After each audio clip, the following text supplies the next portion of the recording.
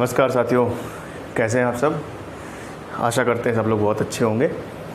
तो आइए आज शुरू करते हैं आधुनिक भारत का अगला वीडियो, जो कि मराठा का अंतिम भाग है।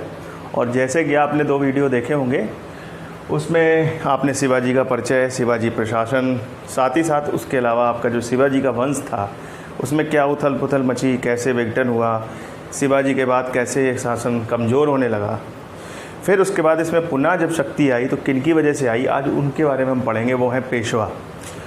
तो साथियों, सबसे पहले मैं आपसे एक बात और कहना चाहूँगा, जो ये अभियान चल रहा है बेरोज़गारी से रिलेटेड सरकार के ख़िलाफ़, उसको जारी रखें। Hashtag speak up for UPSSC students का जो हैशटैग है उसको आप लगातार ट्रेंड कराएं ट्विटर पे। अगर आपकी RRB की डेट आ भी गई है तो भी क्या हुआ, आप इसको ट्रेंड कराएं, क्योंकि सोचिए ये सिर्फ शांति से बैठ जाएंगे, ये लोग फिर ढीले हो जाएंगे और आपकी आगे की चीज़ें रुक जाएंगी। तो इसलिए लगातार ट्रेंड कराते रहिए, बार बार कहूँगा। आइए शुरू करते हैं, ज़्यादा समय व्यतीत नहीं करेंगे। और एक बात और, अब RRB की डेट आ गई है तो ये जो वीडियो है ये RRB और जितने भी एग्ज़ाम आने वाले हैं आगे, ठीक है, उन सब के लिए ये बहुत ही कारगर होने वाले हैं। और सीटेट का एक भाग अब हम व्यक्तित्व का जो है वो बचा है वो बनाएंगे। उसके बाद क्वेश्चंस मैं ज़्यादा कराऊंगा, फिर मेरे पास समय ज़्यादा रहेगा तो मैं इतिहास और विज्ञान के वीडियोस ज़्यादा बनाऊंगा आपके लिए, ठीक है, जो कि आपके हर एग्ज़ाम के लिए ज़रूरी है, चाहे आपका रेलवे का NTPC हो चाहे ग्रुप D हो, ठीक है। आइए शुरू करते हैं। तो हमने पिछले भाग में देखा था कि मराठा में शाहू और शिवाजी दो उनके वंशज जो थे, 2 क्षेत्रों पे आपके, अगर पिछला वीडियो ज़रूर देखेगा क्योंकि वो अगर नहीं देखेंगे तो ये कनेक्ट नहीं कर पाएंगे। तो शाहू जो है वो सतारा ज़िले में, और जो शिवाजी द्वितीय थे उन्होंने कोल्हापुर में अपने क्षेत्र बना लिया। मतलब एक तरीके से 2 राज्यों में या 2 क्षेत्रों में इन्होंने अपने अपने क्या कर लिया, विभाजन कर लिया। अब हुआ क्या, इसके बाद पेशवा जो पद था वो शिवाजी के समय सृजित हुआ था, लेकिन उसको शक्ति देने का काम शाहू के समय बालाजी विश्वनाथ ने दिया। और यहीं से पद ये जो है क्या हुआ, पेशवा एक उभर के शक्ति के रूप में आने लगा। मतलब इसका जो आधिपत्य है वो जो छत्रपति शिवाजी के समय राजा की एक ज़्यादा अहमियत होती थी, उससे ज़्यादा ये महत्वपूर्ण पद हो गया पेशवा का। पेशवा का पद इतना ज़्यादा महत्वपूर्ण हो गया कि पूरा साम्राज्य एक तरीके से इनके ही वजह से चलने लगा। और जहाँ भी युद्ध होता था, जो भी युद्ध होता था, उसमें ये अपनी महत्वपूर्ण भूमिका निभाते थे और साथ ही साथ साम्राज्य विस्तार में भूमिका निभाते थे। तो पेशवा का बड़ा इम्पॉर्टेंट रोल रहता है। क्या क्या घटनाएं हुई उनको आज हम देखेंगे। तो सबसे पहले ये ध्यान रखिए कि पेशवा में हुआ क्या कि साहू जी के समय हमारे पेशवा थे बालाजी विश्वनाथ, और आपको मैंने पूरा इनका समय बताया है कि 1749 तक ये रहे छत्रपति साहू। इनकी मृत्यु जो है बाजीराव प्रथम के समय हुई है, ठीक है। इनकी मृत्यु बाजीराव के समय हुई है 1749 में। इनका कार्यकाल 1749 तक रहा है। आप अगर पिछला वीडियो देखेंगे तो उसमें आप देखेंगे। तो हुआ क्या, इन दोनों राज्यों ने जो ये सियासत थी दोनों सतारा और कोल्हापुर की, इनने क्या किया, आपस में समझौता करके पेशवा के अंडर पूरी अपनी शक्ति पेशवा को देने का तय कर लिया। वो हुआ किसके तहत, वो संधि थी संगोला की संधि। संगोला की संधि 1750 ईस्वी में, जब शाहू की मृत्यु 1749 में हो गई थी उसके बाद, ठीक है। ये हुआ कि छत्रपति साहू के बाद कोई मजबूत शासक बसा नहीं है, तो क्या किया जाए, पेशवा को ही वास्तविक शासक एक तरीके से बना लिया जाए, ठीक है ना। तो पेशवा क्या हो गए, वास्तविक शासक के रोल में आ गए। मतलब संगोला की संधि के बाद ये तय हो गया कि अब छत्रपति साहू जी की मृत्यु के बाद पेशवा ही इस राज्य को देखेंगे। तो संगोला की संधि किस लिए थी, साहू के मृत्यु के बाद किस लिए थी, पेशवा को वर्चस्व यहाँ से प्रदान किया गया, ठीक है। तो संगोला की संधि पूछी आती, बहुत इंपॉर्टेंट है, 1750 ईस्वी में। साहू की मृत्यु कब हुई, 1749 ईस्वी तक का कार्यकाल था। अब पेशवा में सबसे पहले देखेंगे प्रथम पेशवा कौन है। तो प्रथम पेशवा हमारे हैं बालाजी विश्वनाथ। 1713 से 1720 इनका कार्यकाल है। इनका एक कार्यकाल याद रखिएगा। ये साहू के समय बने थे पेशवा, ठीक है। मराठा साम्राज्य के द्वितीय संस्थापक इनको कहा जाता है। क्या कहा जाता है, द्वितीय क्यों द्वितीय संस्थापक कहा जाता है, क्योंकि प्रथम संस्थापक तो अपना शिवाजी जी के समय से चल रहा था, लेकिन द्वितीय संस्थापक इसलिए कहते हैं क्योंकि अब मराठा का वर्चस्व जो है उसमें छत्रपति शिवाजी का जो वंश था उसका कमज़ोर होकर पेशवा एक तरीके से उभरते हैं। तो पेशवा क्या होते हैं, इस साम्राज्य के दूसरे संस्थापक कहे जाते हैं। और उनमें सबसे पहले साम्राज्य में संस्थापक की बात की जाए तो एक बढ़िया ऑब्जेक्टिव बनता है कि मराठा का द्वितीय संस्थापक किसको कहते हैं, बालाजी विश्वनाथ को कहते हैं, ठीक है। 1719 में इन्होंने सैयद बंधुओं का सहयोग दिया। हुआ क्या था, दिल्ली में आप जानते हैं उस समय इनके कार्यकाल के समय फर्रुख सियर का कार्यकाल चल रहा था, जो कि बहुत ही घृणित कायर और बहुत ही क्रूर शासक था उत्तर मुगल काल में, मैंने आपको बताया हुआ है। तो इसको हटाया गद्दी से, और मदद किसकी की, जो आपको रफ़ीउद्दौला की बात बताई थी मैंने, रफ़ीउद्दौला 1719 बना, फिर 1719 में ही रफ़ीउद्दौला। तो सैयद बंधु जो थे उनकी इन्होंने मदद करी दिल्ली में, और फर्रुख सियर को हराने में सहायता प्रदान करी। तो याद रखिएगा 1719 में एक दिल्ली की संधि हुई, किसके किसके बीच में हुई, मराठाओं या पेशवा, मराठा ही कहेंगे क्योंकि पेशवा तो उन्हीं के अंदर, मराठा और किसके बीच में हुई, मुगलों के बीच में। मुगलों में किसके बीच, सैयद बंधुओं के साथ, ताकि वो फर्रुख सियर को गद्दी से हटा सके, और वहाँ से फर्रुख सियर मारा जाता है, जैसा कि मैंने आपको बताया। इस संधि को मराठों का मैग्ना कार्टा भी बोलते हैं, मराठों का मैग्ना कार्टा भी बोलते हैं। ठीक है, इससे ये समझौता हुआ था कि आप दिल्ली से मराठाओं पे कभी कोई मतलब आक्रमण वगैरह की नहीं सोचेंगे, तो ये संधियाँ इस पर तय हुई थी। तो एक तरीके से यहाँ पर इन्होंने इसकी मदद करी।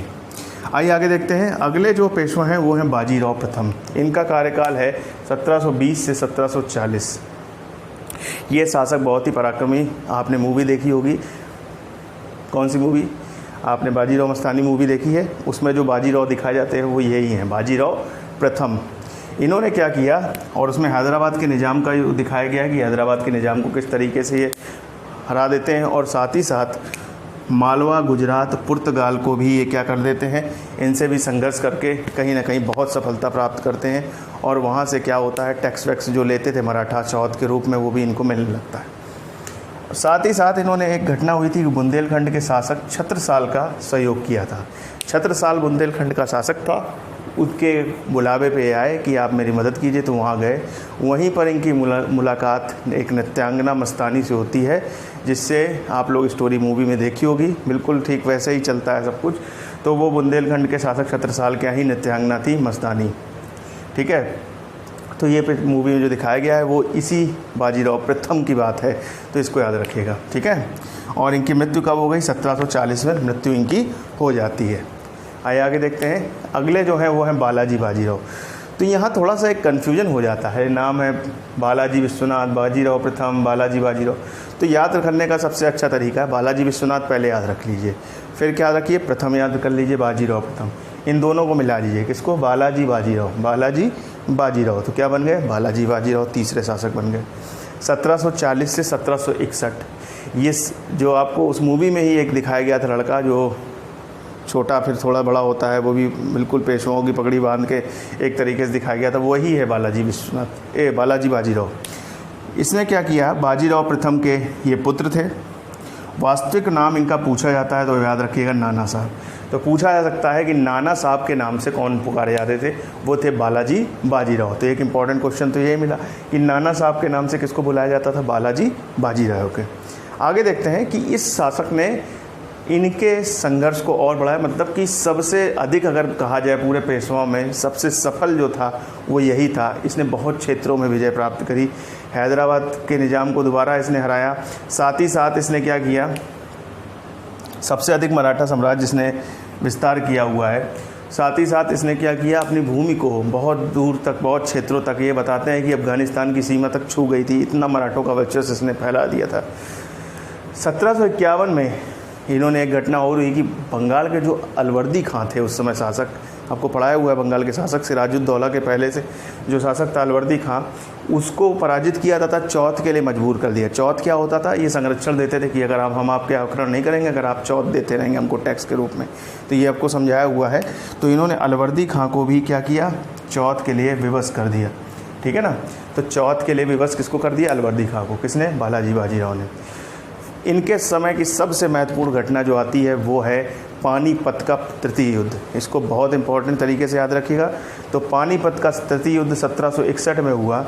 पानीपत के तृतीय युद्ध में इन्होंने अहमद शाह अब्दाली के साथ युद्ध हुआ क्या था, दिल्ली के सुल्तानों के द्वारा अहमद शाह अब्दाली को कुछ राजनीतिक षड्यंत्र के तहत दिल्ली में जो शासन चल रहा था उसको हटाने के लिए, साथ ही साथ आपको क्या करने के लिए, मराठों का वर्चस्व भी कम करने के लिए क्या किया, अब्दाली, अहमद शाह अब्दाली को भारत बुला लिया। फिर एक पानीपत के किनारे एक संघर्ष हुआ जिसमें कि मराठे और अहमद शाह अब्दाली की सेना आपस में लड़ी और उसमें मराठों की हार होती है। बताते हैं कि इस हार से इतना वो दुखी हुए कि सन 1761 में बालाजी बाजीराव दुखी होकर इनकी मृत्यु हो गई। इस हार से इतना दुखी हुए। तो आपको सबसे पहले तो यह याद रखना है कि पानीपत का तृतीय युद्ध किसके बीच में हुआ था? मराठों तथा अहमद शाह अब्दाली के मध्य हुआ था। ठीक है, ये बात याद रखिएगा, क्योंकि कई बार पेपर में पानीपत का तृतीय युद्ध सन भी पूछा गया है 1761 में। पानीपत का प्रथम युद्ध आपको मालूम है किसके किसके बीच में हुआ है? कमेंट बॉक्स में डालिएगा, अभी मध्यकालीन भारत में पढ़ाऊँगा। पानीपत का द्वितीय युद्ध किसके बीच में हुआ है, ये सब याद करना पड़ेगा आपको। ठीक है, बाबर वाला, अकबर वाला, इतना हिंट कर दे रहा हूँ मैं आपको, तो याद रखिएगा। बालाजी बाजीराव दुखी होकर मृत्यु हो गया। आइए एक बार फिर से रिकॉल कर लेते हैं। तो पहले याद रखिएगा कि 1750 में जो संधि हुई उसके तहत पेशवा क्या हो गए? मेन अधिकारी या मेन साम्राज्यकर्ता हो गए, जो कि प्रशासन को क्या करेंगे? चलाएंगे सुचारू रूप से। प्रथम पेशवा बालाजी बाजीराव विश्वनाथ के बारे में ये कहा जाता है, ये हैं प्रथम आपके वास्तविक संस्थापक और मराठा के द्वितीय संस्थापक कहा जा सकता है इनको। ठीक है, 1719 में इन्होंने सैयद बंधुओं का सहयोग किया फर्रुखसियर को हटाने के लिए। 19 में ही जो संधि हुई उसको बोलते हैं दिल्ली की संधि, जिसको मराठों का मैग्ना कार्टा कहा जाता है, जो कि मुगलों खासकर सैयद बंधुओं और मराठाओं के बीच में हुई थी। बाजीराव प्रथम, इसका कार्यकाल 20 से 40 तक, हैदराबाद के निजाम मालवा गुजरात पुर्तगाल की सेनाओं को हराया और साथ ही साथ छत्रसाल के बुलावे पे जब ये गए तो वहाँ नित्यांगना मस्तानी वाली बात जो बताई आपको, और 1740 में इनकी मृत्यु हो जाती है। बालाजी विश्वनाथ का क्या है कि ये बाजीराव प्रथम के पुत्र थे और इनको नाना साहब के नाम से इनको पुकारा जाता था। और इन्होंने सबसे ज़्यादा पूछा जाए साम्राज्य विस्तार किसने किया पेशवाओं में, वो थे बालाजी विश्वनाथ। ठीक है, सॉरी बालाजी बाजीराव, ये याद रखिएगा। बालाजी बाजीराव क्या थे? वास्तविक संस्था, इन्होंने सबसे ज़्यादा वो साम्राज्य विस्तार किया। इस चीज़ को याद कर लीजिएगा। सबसे ज़्यादा साम्राज्य विस्तार मराठों का अगर किसके कार्यकाल में हुआ, वो बालाजी बाजीराव। पेशवाओं की बात कर रहा हूँ मैं। इन्होंने अलवर्दी खां को भी पराजित किया, वहाँ से चौथ मिलता था, ये बता दिया आपको। और पानीपत का तृतीय युद्ध इन्हीं के कार्यकाल में हुआ था। और इससे क्षुब्ध होकर जब हार हो गई तो इससे वो परेशान होकर इन्होंने क्या कर लिया, इनकी मृत्यु हो गई। अगला देख लेते हैं पेशवा, वो है माधवराव, जो इन्हीं के पुत्र थे। 1761 से 1772 पुनः मराठा शक्ति बढ़ाने का प्रयास किया, क्योंकि क्या हुआ, यहाँ से मनोबल टूट चुका था मराठाओं का। तो इन्होंने फिर से क्या किया, मराठा शक्ति को बढ़ाने का प्रयास किया। इन्होंने इस दौरान हैदराबाद के निजाम हैदर अली, जो मैसूर में शासन कर रहा था, अगला जो चैप्टर है वो मैसूर में वो जो आपका मैसूर साम्राज्य का है, उसमें हैदर अली टीपू सुल्तान के बारे में मैं एक वीडियो में उसको बता दूंगा, फिर उसको हम अगले नेक्स्ट वीडियो में देखेंगे। तो हैदर अली मैसूर इन सबको चौथ देने पर विवश कर दिया। तो सोचिए, इसने पुनः शक्ति बढ़ा दी और चौथ इसको मिलने लगा दो साम्राज्यों से, जो मैसूर क्षेत्र है, कर्नाटक का क्षेत्र जो है वो, और हैदराबाद जो आंध्र प्रदेश साइड का जो पूरा क्षेत्र है, उन दो क्षेत्रों से, बड़े क्षेत्रों से आपको चौथ मिलने लगा। अंतिम पेशवा, इसके बाद कई पेशवा है लेकिन अब उससे ज़्यादा इंपॉर्टेंट क्वेश्चन बनते नहीं हैं। अंतिम पेशवा याद रखिएगा, वो थे बाजीराव द्वितीय। कौन थे? बाजीराव द्वितीय। ये पेशवा अंतिम इसलिए थे क्योंकि इसके बाद अंग्रेज़ों से इनकी संधि एक हो जाती है और वहाँ से मराठा साम्राज्य बिल्कुल तितर बितर हो जाता है और इन्होंने मराठाओं की, अंग्रेज़ों की क्या कर ली, अधीनता स्वीकार कर ली। तो इसको हम देखेंगे इस रूप में कि अंग्रेज़ हमारे देश में तब तक आ ही चुके थे, वो अपनी शक्तियाँ बढ़ा रहे थे। यहाँ मराठे जब कमज़ोर होने लगे तो हुआ क्या, हमारे ऊपर अंग्रेज़ों का, यानी मराठों पर अंग्रेज़ों का भी वर्चस्व बढ़ने लगा। तो उस दौरान क्या हुआ, साम्राज्य विस्तार में अंग्रेज़ भी लगे थे, मराठा भी, तो उनके बीच में क्या हुआ, संघर्ष हुआ। वो संघर्ष जाना जाता है 3 रूप में, जो कि है आंग्ल मराठा युद्ध। और आप सोचिए, अगर अंग्रेज़ नहीं आए होते, मुग़ल कमज़ोर पड़ चुके थे, अगर ऐसा हो गया होता तो हम उसी समय आज़ाद एक तरीके से हो गए थे। लेकिन आंग्ल मराठा युद्ध अंग्रेज़ों की वजह से हुआ और उस युद्ध में 3 बातें हुई, प्रथम द्वितीय तृतीय, 3 युद्ध हुए और उस दौरान कुछ संधियां हुई, उनको भी देखेंगे। तो आंग्ल प्रथम मराठा युद्ध के पहले तो ये देख लीजिए कि सन कब कब वो हुए।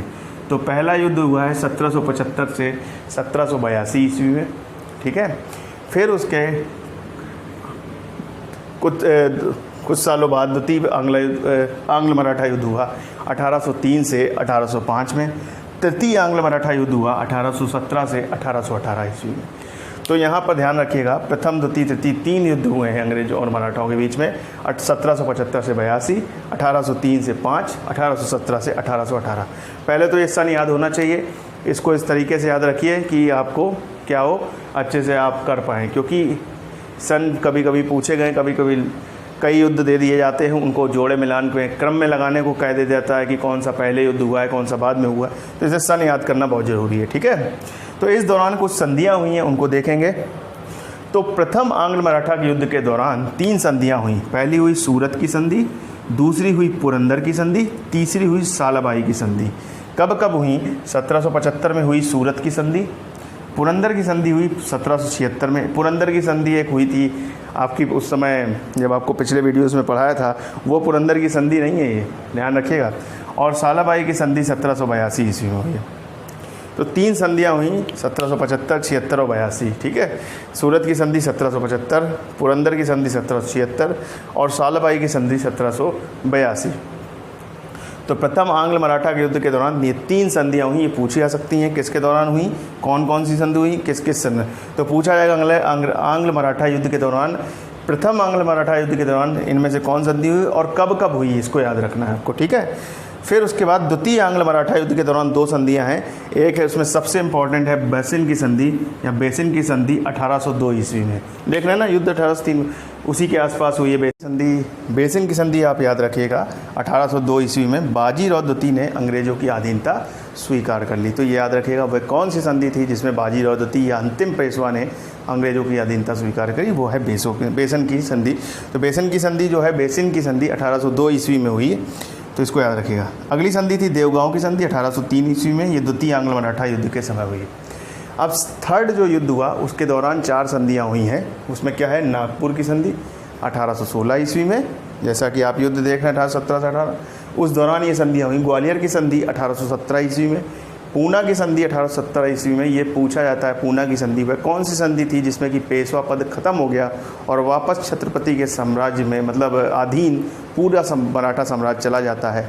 वो जाने का अब कोई मतलब बचा नहीं था, क्योंकि मराठा एक तरीके से पूरी तरीके से कमज़ोर हो गए थे। इन 3 युद्धों ने और उनकी कमर तोड़ दी और मराठा साम्राज्य पूरी तरीके से भारत में, मतलब एक तरीके से ख़त्म नहीं हुआ, लेकिन एक तरीके से कमज़ोर पड़ गया। और आगे हम लोग देखेंगे उनका विघटन भी हो गया, कई जगह उनके वंशज बन गए। मंदसौर की संधि 1818 ईस्वी में हुई। तो ये 4 संधियाँ आप याद रखिएगा थर्ड अंग्रेज मराठा युद्ध के दौरान। ठीक है, मराठों का विघटन हो गया, मराठा जो थे बिखर गए, मतलब कुछ ने अपने क्षेत्र वहाँ बना लिए, कुछ ने अपने क्षेत्र इधर उधर बना लिए। तो हुआ क्या, मुख्य रूप से जो भोसले वंश था महाराष्ट्र में, जो पनप रहा था हमारा मराठा वंश, वो भोसले वंश नागपुर के क्षेत्र में सीमित रह गया महाराष्ट्र में। और कुछ मराठे टूट के गायकवाड़ वंश जो कि बड़ौदा गुजरात के क्षेत्र में चले गए, वो अलग का वंश गायकवाड़ वंश बन गया। होलकर वंश जो आपकी इंदौर मध्य प्रदेश, सोचिए आप, जो पूरा ये नर्मदा वाला जो पोर्शन है, मालवा वाला पोर्शन और महाराष्ट्र का जो पोर्शन है, उस क्षेत्र में ही ये बिखरते चले गए, मतलब अलग अलग टूट गए। तो होलकर वंश इंदौर मध्य प्रदेश और सिंधिया वंश पहले उज्जैन में गए, फिर उसके बाद ये कहाँ चले गए, ग्वालियर में रहने लगे। तो आप जानते ही हैं विजयराजे सिंधिया परिवार, जिसमें कि आप सिंधिया जी जो कांग्रेस से अभी भाजपा में आए उनको भी जानते हैं, वो उन्हीं के परिवार के ही हैं। तो आप इन सब चीज़ों को याद रखिएगा, मराठा युद्ध का समय, संधियाँ, और साथ ही साथ संधियों में बेसिन की संधि, पूना की संधि ज़्यादा इंपॉर्टेंट है। क्यों इंपॉर्टेंट है, कारण लिखा हुआ है मैंने, ये पढ़ लीजिएगा।